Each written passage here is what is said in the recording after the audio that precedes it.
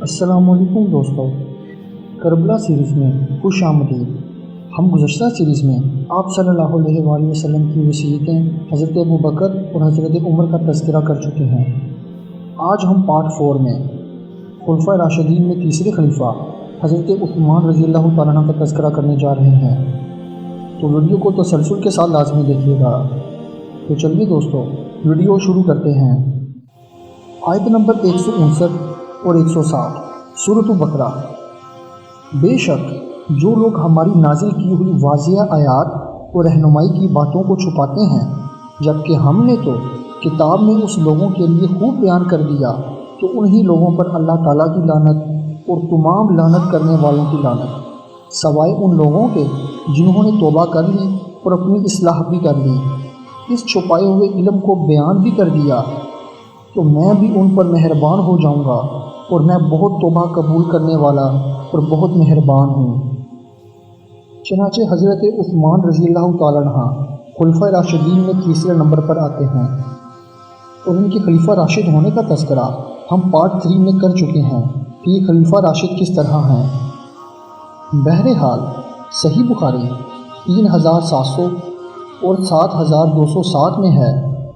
کہ حضرت عمر رضی اللہ تعالیٰ عنہ نے 6 افراد کی کمیٹی بنائی۔ ان 6 افراد میں سے 4 افراد سیدنا زبیر رضی اللہ تعالیٰ عنہ، سیدنا طلحہ رضی اللہ تعالیٰ عنہ، سیدنا سعد رضی اللہ تعالیٰ عنہ اور سیدنا عبد الرحمن بن عوف رضی اللہ تعالیٰ عنہ خود ہی دستبردار ہو گئے تھے، اور پھر انہوں نے ہی باقی بچ جانے والے سیدنا علی رضی اللہ تعالیٰ عنہ اور سیدنا عثمان رضی اللہ تعالیٰ عنہ میں سے سیدنا عثمان رضی اللہ تعالیٰ عنہ کو خلیفہ منتخب کر دیا، اور سب سے پہلے سیدنا علی رضی اللہ تعالیٰ عنہ نے سیدنا عثمان رضی اللہ تعالیٰ عنہ کی بیعت کی۔ پوائنٹ ٹو بی نوٹڈ، حضرت علی وہ پہلے بندے تھے جنہوں نے حضرت عثمان رضی اللہ تعالیٰ عنہ کی بیعت کی تھی، لہٰذا سیدنا عثمان رضی اللہ تعالیٰ عنہ کی شہادت کے بعد سیدنا علی سے بڑھ کر کوئی بھی خلافت کا حقدار نہیں تھا، اس لیے صحابہ نے سیدنا علی کو سیدنا عثمان کے بعد خلیفہ چن لیا تھا۔ صحیح بخاری کی حدیث میں ہے، سیدنا محمد بن حنفیہ تابعی رحمۃ اللہ علیہ، جو سیدنا علی ابن طالب کی دوسری بیوی سیدہ حنفیہ رحمۃ اللہ علیہ کے بیٹے تھے، بیان فرماتے ہیں اگر سیدنا علی ابن طالب رضی اللہ تعالیٰ عنہ نے سیدنا عثمان بن عفان کا ذکر برائی سے کرنا ہوتا تو اس دن کرتے جب کچھ لوگوں نے آ کر ان سے سیدنا عثمان کے گورنروں کی ناانصافیوں اور مظالم کی شکایت کی، تو انہوں نے مجھے حکم دیا۔ یہ کچھ لوگ کون ہیں؟ یہ وہ لوگ ہیں جنہوں نے اس وقت محاصرہ کیا اور حضرت عثمان کو شہید بھی کیا، یعنی اشارہ بنو امیہ کی طرف جاتا ہے، کیونکہ یہی لوگ سخت مخالفین میں سے تھے۔ بہرحال حضرت علی نے مجھے حکم دیا کہ رسول اللہ صلی اللہ علیہ وآلہ وسلم کی لکھوائی ہوئی یہ تحریر جو بیت المال سے متعلق شرعی احکام پر مشتمل تھی، ساتھ لے کر سیدنا عثمان کے پاس جاؤ اور انہیں سمجھاؤ کہ اپنے گورنروں کو بیت المال میں سے رسول اللہ صلی اللہ علیہ وآلہ وسلم کے سنت طریقے پر تصرف کرنے کا حکم دیں۔ چنانچہ میں سیدنا عثمان رضی اللہ تعالیٰ عنہ کی خدمت میں حاضر ہوا اور سیدنا علی علیہ السلام کا پیغام پہنچایا، تو انہوں نے یعنی سیدنا عثمان رضی اللہ تعالیٰ عنہ نے مجھ سے فرمایا ہمیں اس تحریر کی کوئی ضرورت نہیں، یعنی رسول اللہ صلی اللہ علیہ وآلہ وسلم کی لکھوائی ہوئی تحریر کی کوئی ضرورت نہیں۔ چنانچہ میں اس کو لے کر سیدنا علی کے پاس واپس آیا اور سارا واقعہ بیان کر دیا، تو سیدنا علی نے فرمایا اس رسول اللہ صلی اللہ علیہ وآلہ وسلم کی بنائی ہوئی تحریر کو اسی جگہ پر رکھ دو جہاں سے تم نے اٹھایا تھا۔ صحیح بخاری کی حدیث میں ہے،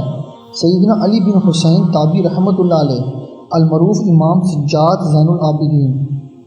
مروان بن حاکم کا بیان نقل کرتے ہیں، میں یعنی مروان سیدنا عثمان بن عفان اور سیدنا علی بن طالب کے پاس اس وقت موجود تھا جب سیدنا عثمان حج تمتع یعنی ایک ہی سفر میں حج اور عمرہ دونوں ادا کرنا یعنی حج تمتع سے منع کر رہے تھے، یعنی حضرت عثمان حج تمتع سے منع کر رہے تھے۔ جب سیدنا علی نے یہ صورتحال دیکھی، عمرے اور حج کو اکٹھا ادا کرنے کا اعلان کیا اور فرمایا میں کسی شخص کے کہنے پر رسول اللہ صلی اللہ علیہ وآلہ وسلم کی سنت کو ترک نہیں کروں گا۔ صحیح مسلم کی حدیث میں ہے، سعید بن مسیب تابی رحمۃ اللہ علیہ بیان کرتے ہیں سیدنا عثمان بن عفان اور سیدنا علی ابن طالب دونوں مقامی عثمان پر اکٹھے ہوئے اور سیدنا عثمان حج تمتع سے روک رہے تھے تو سیدنا علی نے سیدنا عثمان سے فرمایا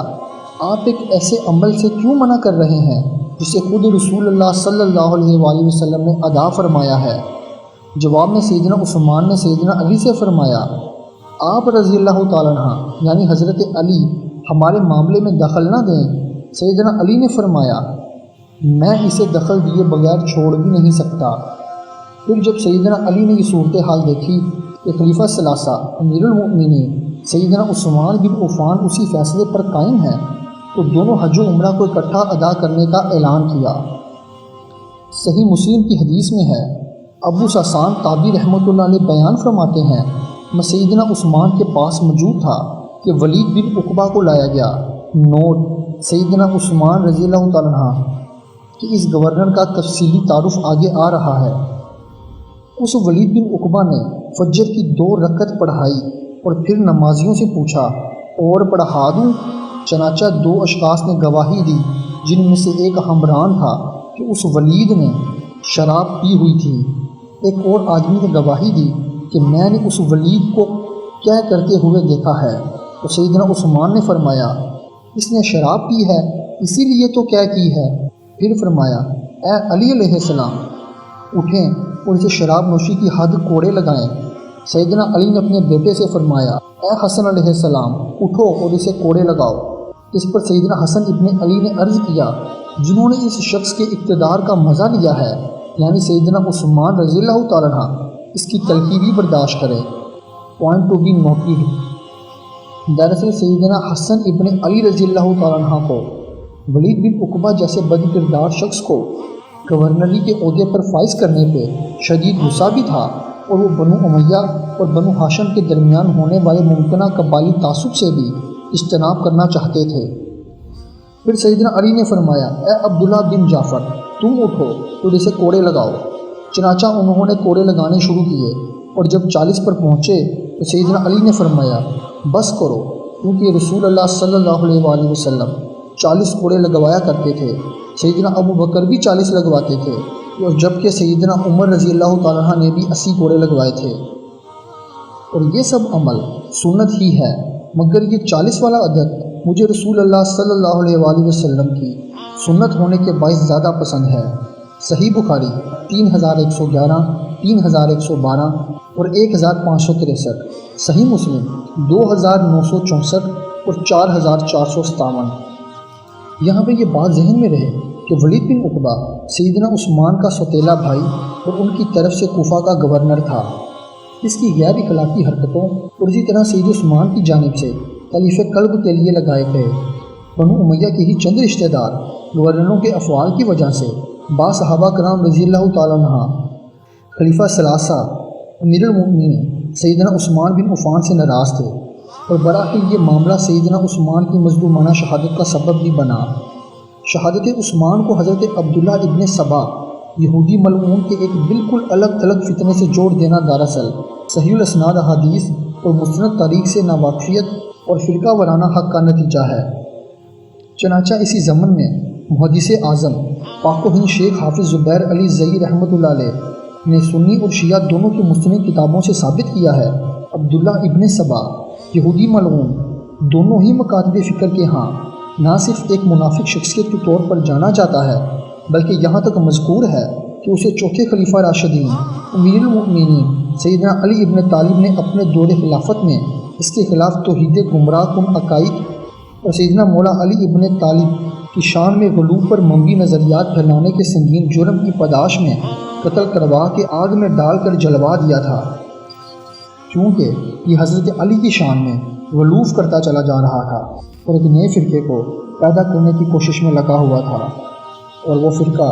آج بھی موجود ہے۔ سنن نسائی کی حدیث میں ہے سیدنا سعد بن ابی وقاص بیان کرتے ہیں کہ فتح مکہ کے دن رسول اللہ صلی اللہ علیہ وآلہ وسلم نے سب لوگوں کو ایمان دے دی یعنی جان بخشی کا اعلان فرما دیا، مگر 4 مردوں اور 2 عورتوں کے متعلق حکم دیا انہیں قتل کرو خواہ یہ کعبے کے پردے سے کیوں نہ چمٹے ہوں۔ یعنی جان بچانے کے لیے کعبے کی حرمت کا سہارا لیں تب بھی قتل کر دو، کیونکہ ان چاروں کے جرائم ناقابل معافی تھے۔ ان چاروں میں اکرمہ بن ابو جہل، عبداللہ بن خطل، مقیس بن سبابہ اور عبداللہ بن سعد بن ابی سرحہ شامل تھے۔ چنانچہ عبداللہ بن خطل کعبے کے پردے سے چمٹی ہوئی حالت میں پکڑا گیا تو اس کی طرف سے سیدنا سعید بن حریث اور سیدنا عمار بن یاسر دونوں لپکے، مگر سیدنا عمار رضی اللہ تعالیٰ عنہ جوان آدمی تھے، اس لیے پہلے جا پہنچے اور اسے مار ڈالا۔ اس طرح مقیس بن سبابہ بازار میں لوگوں کے ہتھے چڑھ گیا اور وہ وہیں مارا گیا۔ البتہ اکرمہ بن ابو جہل فرار ہو کر بحری جہاز پر سوار ہو گیا۔ سمندری سفر کے دوران طوفان میں آ لیا تو سب کہنے لگا، اب تو صرف اللہ تعالیٰ سے مدد مانگوں، یہاں تمہارے جھوٹے معبود کچھ کام نہ آئیں گے۔ چنانچہ اکرمہ نے دل میں دعا کرتے ہوئے عرض کیا، اللہ تعالیٰ کی قسم، اگر صرف اللہ تعالیٰ ہی مجھے سمندری آفت سے نجات دلا سکتا ہے تو خشکی میں بھی وہی نجات و دہندہ ہے۔ اے اللہ، میرا تجھ سے پکا عہد ہے کہ اگر تو نے مجھے اس طوفان سے بچا لیا تو سیدھا جا کر تیرے نبی حضرت محمد صلی اللہ علیہ وآلہ وسلم کی خدمت میں حاضر ہوں گا تو ان کے ہاتھوں میں ہاتھ دے دوں گا، یعنی سلام قبول کر لوں گا۔ یقیناً وہ بہت معاف کرنے والا اور وسیع الظرف شخصیت کے مالک ہے۔ چنانچہ پھر جب اسے نجات ملی تو وہ آیا اور آپ صلی اللہ علیہ وآلہ وسلم کے ہاتھ پر اسلام قبول کیا۔ اب چوتھا ناقابل معافی شخص عبداللہ بن ابی سرحہ کچھ عرصہ سیدنا عثمان بن عفان کے پاس رپوش رہا۔ یہاں یہ بات ذہن میں رہے کہ سیدنا عثمان رضی اللہ تعالیٰ عنہ نے قریبی رشتہ داری کی بنا پر اسے پناہ دی تھی۔ پھر جب آپ صلی اللہ علیہ وآلہ وسلم نے سب لوگوں کو بیت الاسلام کے لیے بلایا تو وہ یعنی سیدنا عثمان اس عبداللہ بن ابی سرحہ کو لے کر رسول اللہ صلی اللہ علیہ وآلہ وسلم کی خدمت میں حاضر ہوئے اور عرض کی کہ اس کی بیعت بھی قبول فرما لیں۔ رسول اللہ صلی اللہ علیہ وآلہ وسلم نے نظر مبارک کو اٹھا کر اس کو 3 بار دیکھا، مگر سر مبارک کا اشارہ فرما کر تینوں بار بیعت لینے سے انکار فرمایا۔ پھر آخرکار بیعت لے لی، مگر پھر ان دونوں کے جانے کی تھوڑی دیر بعد رسول اللہ صلی اللہ علیہ وآلہ وسلم نے صحابہ کا نام رضی اللہ عنہ سے ارشاد فرمایا، ان میں سے کوئی ایک سمجھدار آدمی بھی ایسا نہ تھا جو صورتحال کی سنگینی کو دیکھتے ہوئے اس عبداللہ بن ابی سرحہ کو قتل کر دیتا، جبکہ میں اس کی بیعت سے گریز کر رہا تھا۔ صحابہ کرام رضی اللہ عنہ نے عرض کیا، اے اللہ تعالیٰ کے رسول، ہمیں آپ صلی اللہ علیہ وآلہ وسلم کی خواہش کا علم کیوں کر ہو سکتا تھا؟ بس ایک دفعہ ہمیں آپ صلی اللہ علیہ وآلہ وسلم آنکھ سے اشارہ فرما دیتے۔ آپ صلی اللہ علیہ وآلہ وسلم نے ارشاد فرمایا، کسی بھی نبی کی شایان شان نہیں کہ وہ آنکھ سے اشارہ کرے۔ پوائنٹ ٹو بی نوٹڈ، آنکھ سے اشارہ کرنے کا یہ عمل ہر معاشرے میں ایک قسم کی خیانت سمجھا جاتا ہے۔ سنن نسائی کی حدیث میں ہے، سیدنا عبداللہ بن عباس نے اللہ تعالیٰ کے فرمان، جو کوئی کفر کرے اللہ تعالیٰ کے ساتھ سوائے اس کے جسے مجبور کیا جائے تو اس کے لیے بڑا عذاب ہے، سورۃ النحل آیت نمبر 106 کی تفسیر میں فرمایا ہے کہ اس حکم کو منسوخ کر دیا گیا اور پھر اللہ تعالیٰ نے حکم نازل کیا، پھر بے شک آپ صلی اللہ علیہ وآلہ وسلم کا رب بہت بخشنے والا مہربان ہے۔ ان لوگوں کو جو فتنے میں ڈالے گئے تھے، پھر انہوں نے ہجرت کی، پھر جہاد کیا اور صبر کیا، سورۃ النحل آیت نمبر 110۔ سیدنا عبداللہ بن عباس نے فرمایا، سورۃ النحل کی یہ آیت جس میں شرح صدر ہونے کے باوجود کفر کرنے کا ذکر ہے، یہ آیت عبداللہ بن ابی سرحہ کے بارے میں ہے، جو سیدنا عثمان کی طرف سے مصر کا گورنر بن گیا۔ حالانکہ یہ رسول اللہ صلی اللہ علیہ وآلہ وسلم کا کاتب تھا، پھر شیطان نے اسے پھسلایا اور یہ کفار سے جا ملا تو آپ صلی اللہ علیہ وآلہ وسلم نے فتح مکہ کے دن اسے قتل کرنے کا حکم دیا، مگر سیدنا عثمان نے اپنی رشتہ داری کے سبب سفارش کر کے اسے پناہ دلوا دی تھی۔ صحیح بخاری کی حدیث میں ہے، سیدنا عبیداللہ بن عدی بن خیار رضی اللہ تعالیٰ عنہ کا بیان ہے کہ میں باغیوں کے کیے گئے محاصرے کے دوران سیدنا عثمان کی خدمت میں حاضر ہوا۔ اے امیر المؤمنین، بے شک ہمارے امام تو آپ ہی ہیں، لیکن آپ پر جو مصیبت آئی ہے وہ آپ کے سامنے ہی ہے۔ آج کل ہمیں مسجد نبوی میں فطروں کا سرگنا نماز پڑھا رہا ہے، جس کی وجہ سے ہمیں تنگی محسوس ہوتی ہے کہ اس بدعتی امام کے پیچھے نماز پڑھ کر ہم کہیں گناہ گار نہ ہو جائیں۔ تو سیدنا عثمان نے فرمایا، نماز لوگوں کے اعمال میں سے سب سے بہترین عمل ہے، اس لیے جب لوگ کوئی اچھا عمل کریں تو تم بھی ان بدعتی اور باغیوں کے ساتھ شریک ہو جاؤ، اور جب وہ برائی کرنے لگیں تو ان سے علیحدہ ہو جاؤ۔ جامعہ ترمذی کی حدیث میں ہے، سیدنا مرثا بن کعب کا بیان ہے، ایک مرتبہ رسول اللہ صلی اللہ علیہ وآلہ وسلم نے فطروں کا تذکرہ کیا اور ان فطروں کے بہت جلد وقوع پذیر ہونے کی توقع بھی ظاہر کی۔ اسی دوران ایک شخص کپڑے میں لپٹا ہوا وہاں سے گزرا تو آپ صلی اللہ علیہ وآلہ وسلم نے فرمایا، یہ شخص اس فتنوں والے دن راہ ہدایت پر ہوگا۔ سیدنا مرثا بن کعب رضی اللہ تعالیٰ کا بیان ہے کہ میں اٹھ کر اس کپڑے میں لپٹے ہوئے شخص کے پاس گیا تو دیکھا کہ وہ سیدنا عثمان بن عفان تھے۔ پھر میں نے آپ صلی اللہ علیہ وآلہ وسلم کے قریب آ کر پوچھا، کیا یہ وہی شخص ہے کہ جس کے راہ ہدایت پر ہونے کی خبر آپ نے دی ہے؟ تو آپ صلی اللہ علیہ وآلہ وسلم نے فرمایا، ہاں۔ جامعہ ترمذی کی حدیث میں ہے، سیدنا ابو سہلہ تابعی رحمۃ اللہ علیہ کا بیان ہے کہ سیدنا عثمان بن عفان نے محاصرے والے دن رسول اللہ صلی اللہ علیہ وآلہ وسلم نے مجھ سے مصیبت کے وقت صبر کرنے پر ایک عہد لیا تھا جس پر میں صبر کے ساتھ کاربند ہوں۔ صحیح بخاری کی حدیث میں ہے، سیدنا ابو سعید خدری اور سیدنا ابو ہریرہ کا بیان ہے کہ رسول اللہ صلی اللہ علیہ وآلہ وسلم نے فرمایا، ایک مسلمان کو جو بھی تکلیف، درد، رنج و غم لاحق ہوتا ہے، حتیٰ کہ اسے جو کانٹا بھی چبھتا ہے، تو اللہ تعالیٰ اس تکلیف کو برداشت کرنے کے عوض اس کے گناہوں کو معاف فرما دیتا ہے۔ صحیح مسلم کی حدیث میں ہے، سیدنا ابو ہریرہ کا بیان ہے، جب یہ آیت نازل ہوئی،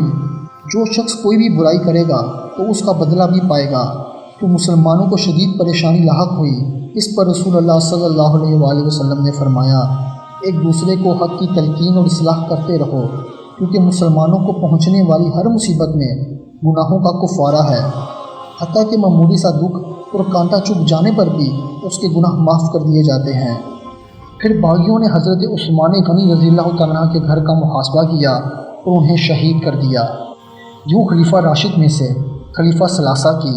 شہادت ہو گئی۔ آخر میں اللہ سے دعا ہے کہ وہ ہمیں ہر بات کو سننے، سمجھنے اور اس پر عمل کرنے کی توفیق عطا فرمائے، نیز ہمیں دور حالت کے فتنوں سے محفوظ رکھے۔ آمین ثم آمین۔